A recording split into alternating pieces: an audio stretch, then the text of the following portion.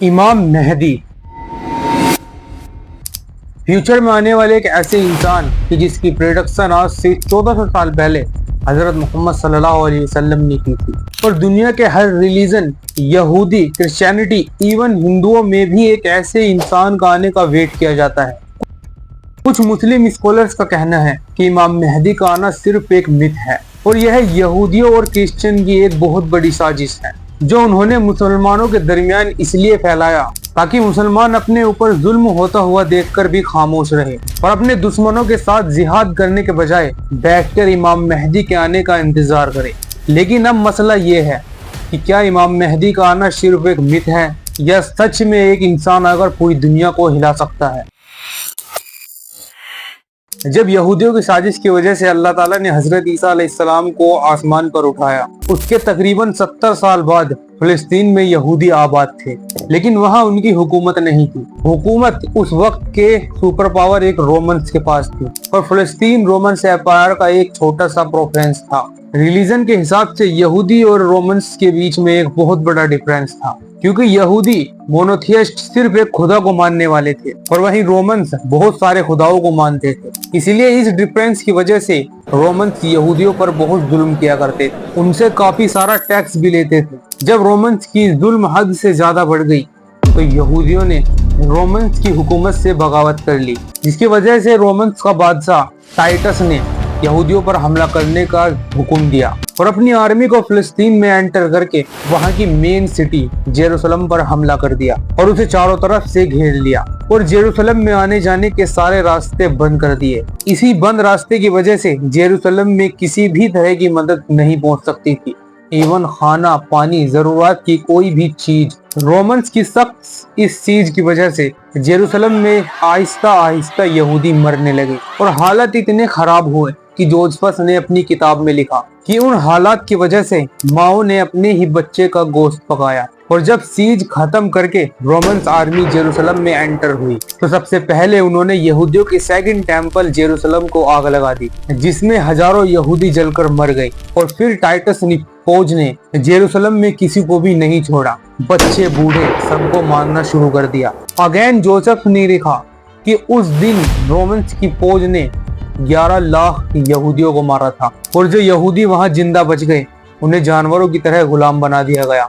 इसकी वजह से रोम में यहूदी गुलाम इतने बढ़ गए कि मार्केट में एक गुलाम की कीमत जानवर की कीमत से भी कम हो गई। अब यहूदियों में इन सख्त हालात की वजह से एक बात बहुत ही ज्यादा फेमस हो गई कि एक दिन एक आने वाला आएगा जो यहूदियों को इस गुलामी की जिंदगी से निकालकर दोबारा सुपर पावर बना देगा। और यह बात उनकी किताब तौरात में भी लिखी गई थी, लेकिन हकीकत में वो हजरत मोहम्मद सल्लल्लाहु अलैहि वसल्लम ही थे, जिनके आने के बाद सबसे पहले यहूदियों ने मोहम्मद सल्लल्लाहु अलैहि वसल्लम का इनकार किया था। और यही सेम बात क्रिश्चियन की बुक इंजील में भी लिखी गई थी, बल्कि इंजील में तो मोहम्मद सल्लल्लाहु अलैहि वसल्लम का नाम भी आया था, जिसका रेफरेंस खुद अल्लाह ताला ने कुरान मजीद में दिया है। फ्यूचर में आने के एक इंसान का अकीदा सिर्फ यहूदी और क्रिश्चियन में नहीं था, बल्कि सेम यही सोच इंडिया में हिंदुओं में भी मशहूर थी, क्योंकि हिंदुओं के मुताबिक उनके भगवान विष्णु के 10 अवतार हैं। अवतार का मतलब जब दुनिया में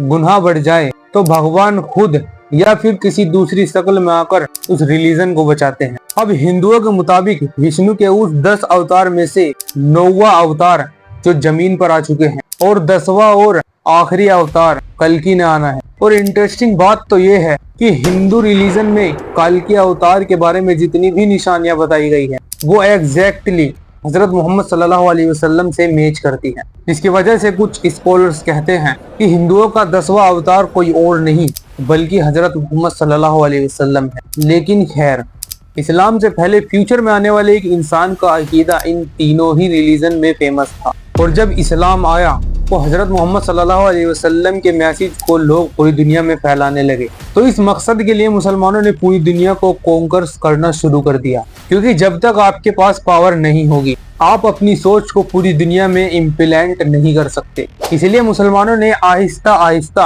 आधी से भी ज्यादा दुनिया पता कर ली और जब अब्बासियों का दौर आया तो उस वक्त मुसलमान अपनी पीक तक पहुंच गए थे, जिसे आज भी दुनिया में इस्लामिक गोल्डन एज के नाम से याद किया जाता है। इसी अब्बासी खानदान के 5वें बादशाह हारून उर रशीद ने एक बहुत ही यूनिक काम किया। उन्होंने अपने कैपिटल बगदाद में मुसलमानों के लिए एक बहुत ही बड़ी लाइब्रेरी बनाई, द हाउस ऑफ विजडम।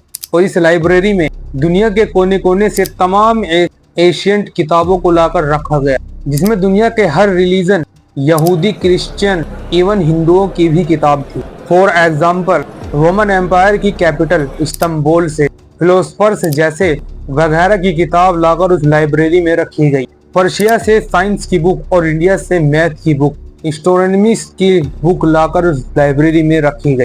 और फिर उन सारी बुक्स को अरबी में ट्रांसलेट करने के लिए एक प्रॉपर टीम बना दी गई। और फिर उन ट्रांसलेटर्स को अपने ट्रांसलेटर्स की वजन के हिसाब से गोल्ड दिया जाता था। इस हाउस ऑफ विजडम में मुसलमान ही नहीं बल्कि दुनिया के हर रिलीजन के लोग आसानी से आ सकते थे। इसकी वजह से मुसलमानों के यहूदी, ईसाइयों और हिंदुओं के साथ इंटरैक्शन कुछ ज्यादा ही हुआ। अब यहाँ पर मेन पावर की तरफ आते हैं। यहाँ पर कुछ मुस्लिम स्कॉलर्स कहते हैं कि जब मुसलमानों का नॉन मुस्लिम के साथ इंटरैक्शन हुआ तो उनके रिलीजन में से कुछ बातें मुसलमानों में आहिस्ता आहिस्ता फैल गई, जिनमें से एक इमाम मेहदी का आना भी है। और यही वजह है कि इमाम मेहदी का जिक्र कुरान और हदीसों की दो बड़ी किताबों में कहीं पर भी मौजूद नहीं है। लेकिन इसके बावजूद यह मुसलमानों में एक प्रॉपर अकीदा बन चुका है। लेकिन यहाँ पर यह बात नोट करना लाजिम है, क्योंकि इसी कुरान के बारे में बार बार आता है कि रसूलुल्लाह सल्लल्लाहु अलैहि वसल्लम की इताअत करो। और जिसने रसूल की बात मान ली तो गोया उसने खुदा की बात मान ली।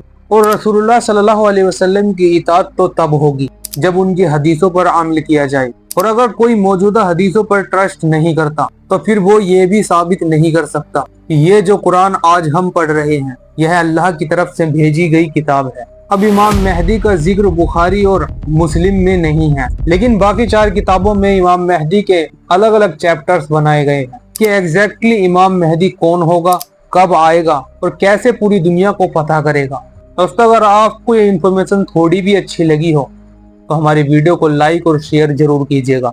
और अगर इस वीडियो में किसी को भी कोई ठेस पहुंची हो तो हम उसके लिए माफी चाहते हैं। हम किसी को भी इस रिलीजन में, कोई भी रिलीजन में ठेस नहीं पहुंचाना चाहते। इस वीडियो में अगर कोई भी गलती हमसे हो गई है तो हमें कमेंट में जरूर बताइएगा।